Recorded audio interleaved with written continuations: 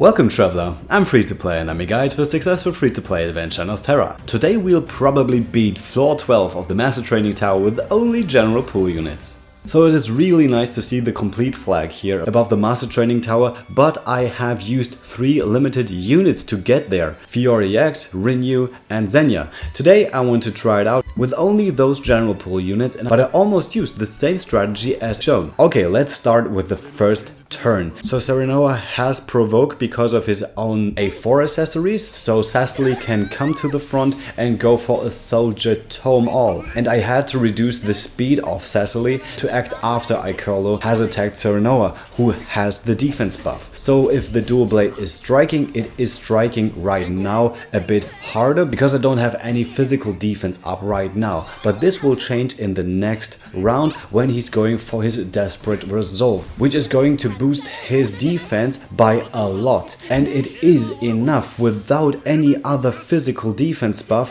to withstand the next attacks coming from Berecain and Icurlo, and this is really interesting. But the most interesting part, that he has a skill which completely takes away the debuff from Icurlo if she has gone for her Thunder's Roar. But then there are some problems which could occur if you have to use that, but I will come to that in the next section of the video. Okay, let's get into the third turn first, and this is the one she will use the Volatile Toxic Staff, which is taking away, half of the damage of Serenoa, which is not really much.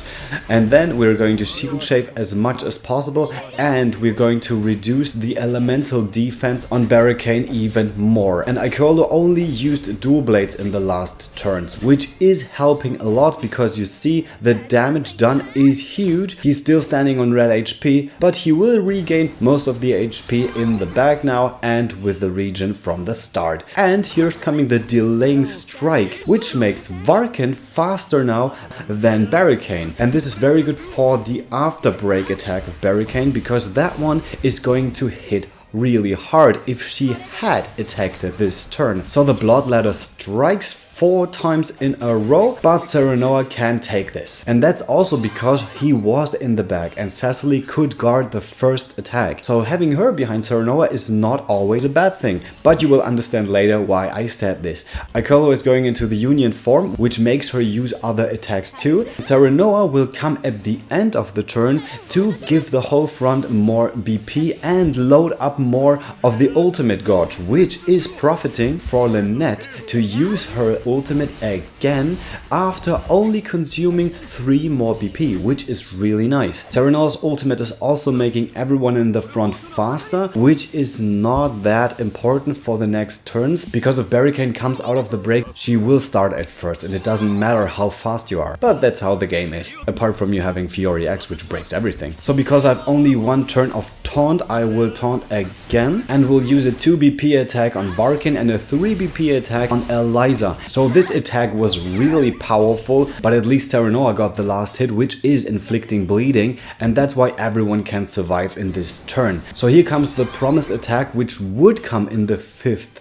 turn, which was the Swifted Staff in this case, and it is not the hardcore version of this attack, which would otherwise kill lots of your units if they are not A3. And this one is enough to take care of Berecain, but just in case, the Divine Sword of the Flame would also do lots of damage to Berecain. And the Sage Panica is giving more HP to Serenoa so that he can withstand this Bloodladder again this time. Because 1 ultimate was enough, I would preferably get stat to the front in the last turn, because then I could use the Warrior's Waltz when everyone who is important is in the front right now. But that way I decided to go for the Duskblight and for the Dirge of Dusk to shield shave a bit. And I wanted to use Cecily to shave even more shields, but Serenoa got vanquished. I hope that doesn't occur again, because then it would be problematic to shave enough shields in the end. So everyone who is important in this fight right now stands in the front, so a Warrior's Waltz would be a good idea by now finally, but I decided for the Spell Song to do more damage. But this attack almost killed Stat, so having the Warrior's Vault active is a good idea not even for Serenoa, but for the whole front row. So please care for your defense before you care for the offense.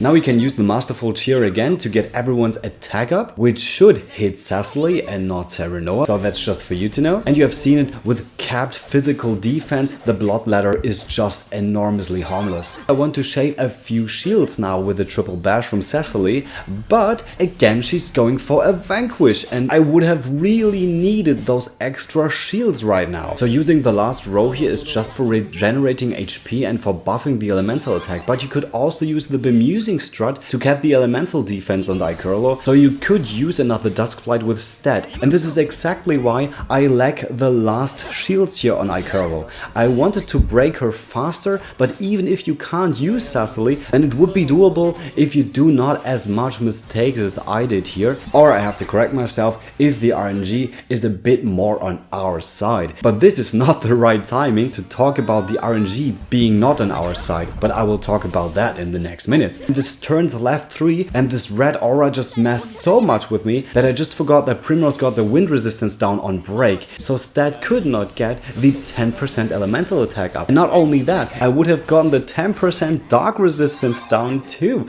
So this is truly me right now. When the pressure is just driving me crazy, I just go nuts and do as I planned it, and not being flexible enough to just use the Dirge of Dusk instead of her ultimate, which I could have used in the next turn too, which would do even more damage than in the last turn. So seeing Icurlo's HP bar getting down so hard, I just believe that it is still possible at this stage of the battle, even if I have only one turn left. And I will use another triple bash with Cecily if she's not going for a Vanquish, which she surprisingly did not do this time, and doing mostly the last amount of damage. I was just so desperate doing all those last turn mistakes just because I was a bit nervous here. So the turn limit just exceeded, and now I want to show you a little compilation of everything which could also go enormously wrong if the RNG is not with you. Let's begin from the start.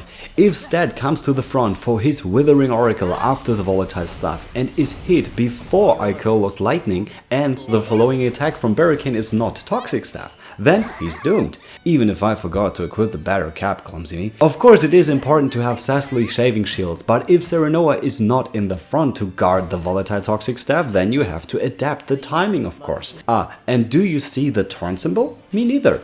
That was because I had to use the skill which takes away the defense buff from the Thunderstraw, but this way my timing messed up so hard that I wanted to use the Desperate Resolve and use the Cecily from behind. That skill is nice to have, but you run into trouble if she uses that skill as long as Berecain still stands. If you plan to break not on point, then you might lose too, because the damage done won't be enough. At least not with the accessories and weapons I chose here, which I mentioned in the team composition in 1 minute. And if the volatile staff and Icurlo's aura comes at the same turn and Serenoa got bleeding at the last turn, then you're doomed too. And if everything worked out so far and you have broken BC at the right time and you want to get one more BP for damage, then Vanquish cannot ruin that alone, but also could attack Cecily afterwards, which would also ruin your whole run. And with so much which can go wrong, I don't recommend using a general pool units team against the floor 12, but maybe this is a good inspiration for you to know how to change around things so that it will work for you. Cecily had to be the one who has the least speed, and I had to give her 2 times minus 50 speed with her fortune weapon just to acquire that. And having Lynette a bit faster than Primrose would also be very good, so that she can come right before the break of Primrose. But maybe you just have to adapt here, because Lynette doesn't have to be too fast, so that she can still swap at turn 2 with Soleil